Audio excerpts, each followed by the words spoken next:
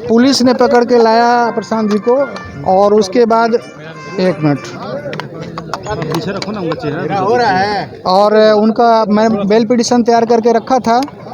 अंदर तक पता नहीं था कि केस नंबर क्या है। एक और पहले एफआईआर हो चुकी थी, ये सेकंड एफआईआर है। सीधे पुलिस एफआईआर लेके आई और कोर्ट में प्रोड्यूस कर दी। वहाँ मैंने केस नंबर चेंज किया, केस नंबर फिर नया पड़ा 5/2025, जो नया इसमें जो अरेस्टिंग हुई है। मेरा बेल पिटीशन तैयार था, मैंने फाइल किया, कोर्ट बहस सुनी और कोर्ट ने बेल दे भी दिया, लेकिन कंडीशन लगाया है कि 25,000 रुपये का राशि का एक पीआर बॉन्ड भर के देंगे प्रशांत किशोर जी, और जिसमें यह लिखेंगे कि हम भविष्य में इस प्रकार का दोबारा ऑफेंस नहीं करेंगे।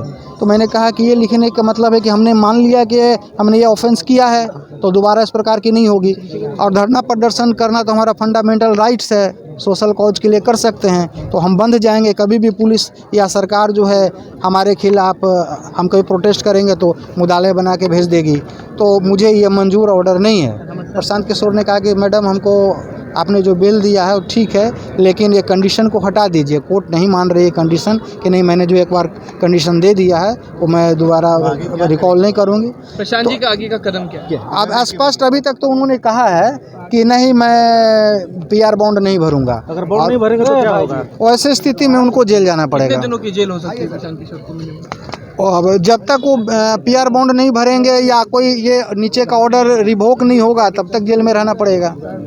तो प्रशांत किशोर अभी क्या अभी वो हमारे सीनियर भाई भी गिरी हैं, यदुवंश गिरी, उनसे सलाह मशविरा कर रहे हैं और क्या करना है। हालांकि उनका भी समझाना है कि आप पीआर बॉन्ड भर दीजिए। ये कॉमन एक सिंपल एक रहता है कंडीशन, ये इससे कोई नुकसान नहीं है, लेकिन वो नहीं समझ पा रहे हैं। उनका कहना है कि नहीं, हम पीआर बॉन्ड नहीं भरेंगे, इसमें भर देंगे लेकिन कंडीशन ये है, ये कंडीशन हम नहीं देंगे। पुलिस ने कौन कौन सी धारा है? सरकारी काम में बाधा पहुंचाने का है और बिना परमिशन का धरना प्रदर्शन करना, इजाजत करना, पब्लिक में।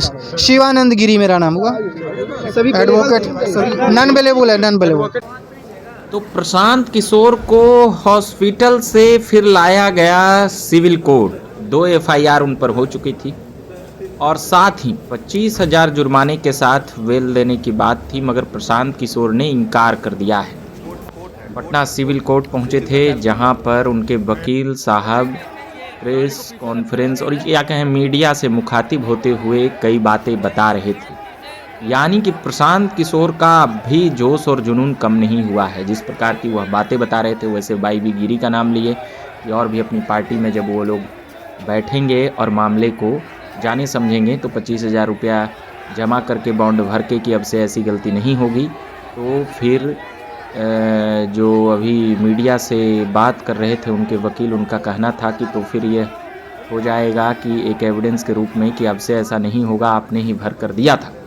तो इस प्रकार की बातें उन्होंने कही है और अभी कह सकते हैं कि प्रशांत किशोर कह सकते हैं कि जेल जाने के मूड में है। जिस प्रकार से उनके वकील साहब का कहना था, उसके बाद ये बातें समझ में आई। प्रशांत किशोर कदम पीछे लेने के मूड में नहीं है, झुकने के मूड में नहीं है, सीधे कहें यह भी तो ये बातें समझ में आई है। बाकी और भी खबरें और बातें हम लगातार लाते रहते हैं, अभ्यर्थियों से जुड़ी हुई राजनीतिक खबरें भी। अभी के लिए इतना ही कहेंगे। मेरा नाम रविकांत हुआ, धन्यवाद।